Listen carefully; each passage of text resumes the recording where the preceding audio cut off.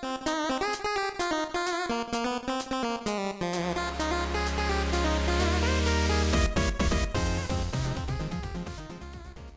there, Bagelites. This is Ed, and welcome back to another edition of Bagel and Booze, Backyard Brews edition. We got something out of Baltimore, Maryland, so it's close enough to hometown, so that's why we're going with it. And we're at the end of October. That means Halloween. Got my Halloween shirt on. We got a Halloween kind of themed beer. Been sticking with that all throughout the month of October, fall, Halloween type stuff. I thought I probably should have did my trick-or-treat beer for this week. I found something even better that fits with classic movie from the 80s, actually inspired by it, takes its name directly from something out of that movie. You'll just have to stick around and find out when we fire up the Beercam as to what it is. But before we do that, make sure you click on that subscribe button down in the lower right-hand corner. Don't know which way I'm supposed to be pointing. Facing backwards, so that's a failed attempt. But make sure you click that subscribe button so you can stay up to date with the latest reviews, the more you know moments that you might get out of them, and what have you. So let's get to it. So for today's edition of Backyard Brews, we're heading down the highway to Baltimore, Maryland, and we're going to be trying something out from Pariah Brewing. Specifically, it's a hazy double IPA. Clocks in at 8.2%. And like I said, mentioned before, this has got a strong tie-in to a 1980s, late 80s.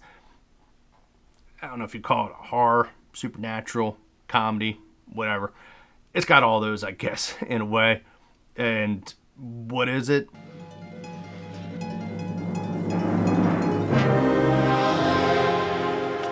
Handbook for the recently diseased. Deceased. From none other than Beetlejuice. Beetlejuice. It's showtime. I saw this one while perusing local beer store. This one just kind of caught my eye, just from not only just the can, the name, what have you, but big fan of the movie. If you're from the 80s, grew up in that era, even if not, you know what Beetlejuice is.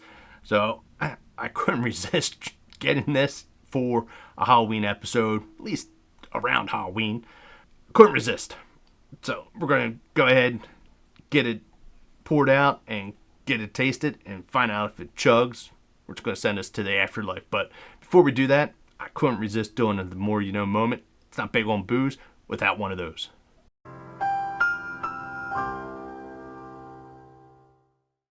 So if you want to feel old, and I definitely feel old when I kind of realize this, but Beetlejuice was released 35 years ago this past March. And pretty much, I think everybody knows the movie, whether you like it or not. One thing I guess I always thought it was kind of the, brainchild of Tim Burton. What I didn't know is that it had a much darker side, and it was initially written by prolific horror author Michael McDowell. He had 24 publications that were either directly under his name or under some type of pseudonym. The 80s were a classic time for supernatural and horror blockbusters such as the Evil Dead series, Nightmare on Elm Street, Poltergeist, Hellraiser, and McDowell at this time had wanted to try to break into movies. He had already kind of dabbled some in Hollywood, but he wanted to try to break into movies and try his hand at writing a script. So he and his partner at the time, Lawrence Senelick, began thinking up ideas, and the story goes that their neighbors were being annoying. What the annoyance was, they don't really remember, but this soon became the basis for the script idea. And what he did was he kind of took the traditional horror concept and flipped it on its proverbial head, and we got good ghosts with evil living people versus the standard evil ghost and good people. So he took this concept, and it would be penned into his initial drafts. And when I find out some of the information, it basically read up like a straightforward horror movie akin to that of The Exorcist. It was very much more dark and gruesome tone of the movie that we know today. To what degree? Well, for starters, the Maitlands die a really particularly gruesome death. Beetlejuice himself was to be a winged demon who took the form of a Middle Eastern man and whose sole intent was just straight up murdering the Dietz family, not scaring and getting them out of the house. And speaking of the Dietzes, another change that was in there is that they had 2 daughters, Lydia and Kathy. Lydia, you didn't have the happy ending with jumping the line, but she was actually to die in a fire and end up living with the Maitlands in the afterlife. And that's not even really the darkest part of the original concept. If you count, Beetlejuice was summoned by his own, bones being exhumed, but the wedding scene at the end, it doesn't end up trying to marry Lydia.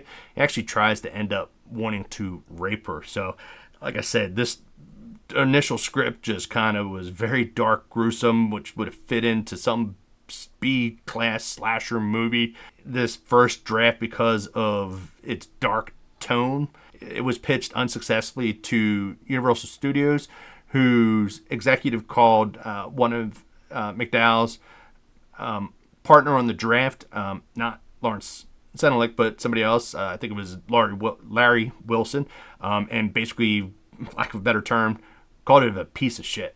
Wilson took it over to Geffen, and Byrne, being fresh off of his debut with Pee-wee's Big Venture, was signed on to direct this.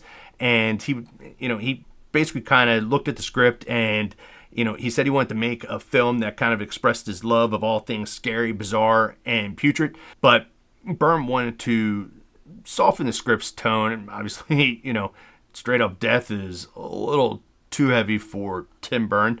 And rewrites were requested, to approach his kind of looser vision, where he wanted something, oddball with imagination, which we come to know out of a lot of stuff out of Tim Byrne.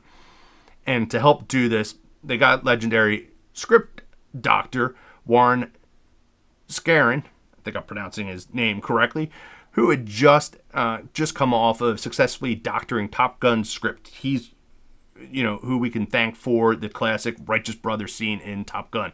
So Scarin's work definitely softens up the script per Byrne's request, and he did this through, a lot of different ways and ads. He kind of, did it through upping the humor, added in quirkiness, as we see through various different types of edits. Think the dinner party scene with Deo introducing music. He's got a bunch of music that kind of gets introduced through the movie.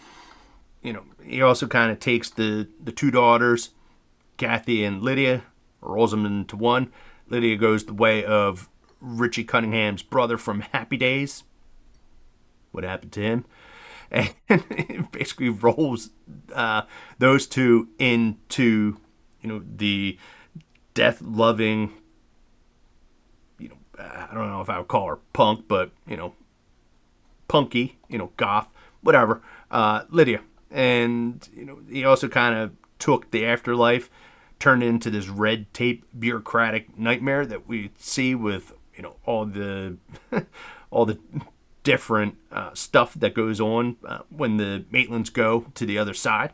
And most importantly, he kind of takes, Beetlejuice and tones him way down, formalizing out his powers and the rules that surround him, how he gets summoned and how you get rid of them and things like that. And basically making him kind of that zany, endearing, maniacal, perverted trickster that we know and love today, as acted by the almighty Michael Keaton. With that, there's your more than moments, minutes, whatever, about Beetlejuice. So let's get the beer poured out, get it taste tested, get it sniff tested, and find out if it's going to chug. I drink and I know things. Got everything all poured out. Got my Blue Earl glass. Give tribute out to Blue Earl, who's now defunct brewery here in Delaware. Some good stuff. But as you can see, it sets up very good color, very cloudy, as we kind of would expect out. It's a hazy IPA. Wouldn't expect it to be clear, crystal clear. If it was, I'd be a little, confused by the name. So, yeah, let's go ahead and give it an old sniff test. So right off the bat, definitely get a whole hodgepodge of the various flavors, smell profiles of the citrus. Get that kind of what I always classify as that soapiness smell that it comes with IPAs. So let's give it the old taste test to find out if we get some of those flavors coming through, if they get muddied up with everything else that's in with the beer, if our resin and dank oranges kind of overpower us. So bottoms up, let's do a taste test.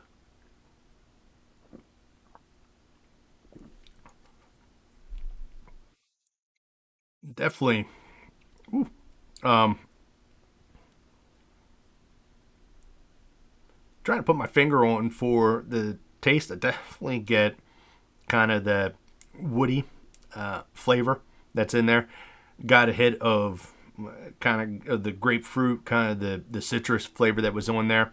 I don't get anything that's definitely popping out. I definitely get the flavor of grapefruit that come to get with some of these IPA and juicy IPAs. And I keep getting foam up on my mustache, but you know it's not bad. There we go. I got a little bit different flavor profile there. Got a little bit of the orange that came through. Like I said, sometimes it takes more than one initial swig to kind of get different flavors that come into play that get accentuated out. Maybe it actually softens up after the first couple initial hit. The first hit that really kind of came in off of that first swig definitely kind of hit you, but with this, after continuing to drink a little bit more of it, I guess changing my initial thoughts. It's not as bad as where I was kind of thinking. But again, I'm not super loving it.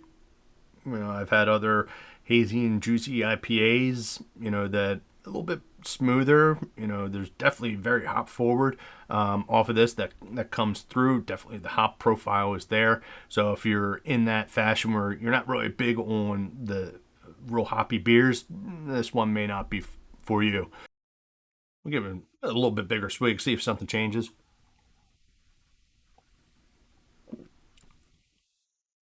And I guess, like I said, my first impressions definitely not really there, but I guess as I continue to drink more of this, it's actually not. It's kind of growing on me. Um, I guess that happens. I don't know if it's just taste buds softening up or what have you, but you know, I guess initial kind of taste test. If I would have gonna rate it right off of the first twig, probably maybe like a 2.5. It just was not really doing much for me. But as I continue to drink it, my impressions have changed. So, I give it somewhere around 3.5, maybe 4. Initial definitely did not appeal, but as we kind of get into drinking more of it, it definitely I'm growing to like it. So that's where we'll give it kind of 3.5, 4. We'll set about 3.5. It's a high 3.5, maybe 3.75. I don't have the graphics to do 3 3/4 bagels. That's a lot of stuff to do. So with that, I guess it's time to find out, will this chug and see if it changes anything and see if we swing the pendulum one way or the other in connection with this.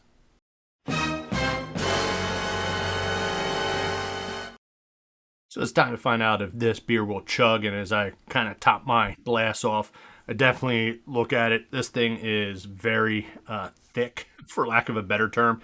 It's got a lot of substance and sediment into it. As I sit here and look at it, it's definitely not one you can see through.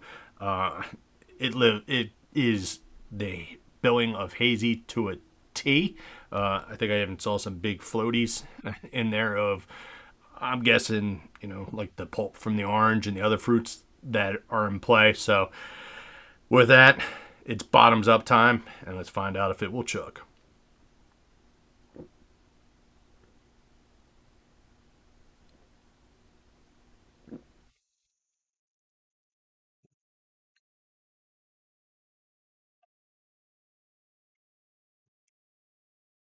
Kind of.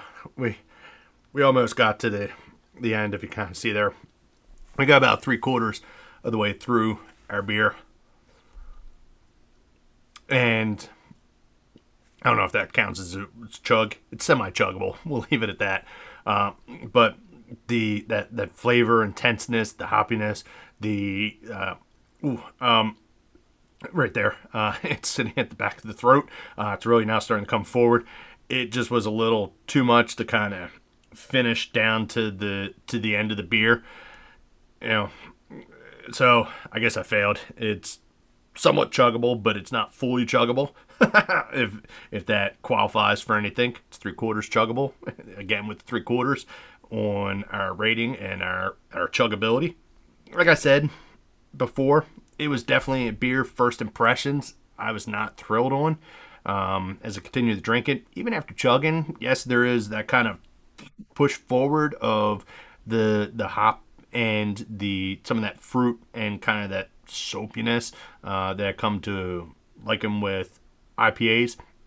It's there, but it's not enough to detract from it. It just kind of takes it up, ramps it up, to the point where just I couldn't finish. It's kind of a little bit of a wall.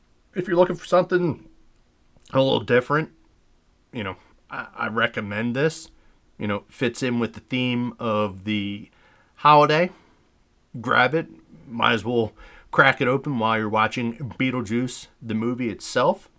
Or maybe sneak it into the musical if you want to, if you're of that mindset. But, I guess I might as well finish this off.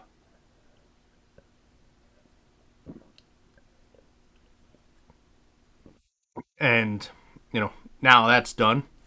And with that, I'm done. This is done. We're done. And I thank you again for tuning in to another edition of Bagel and Booze. And we will catch you later. Thanks all.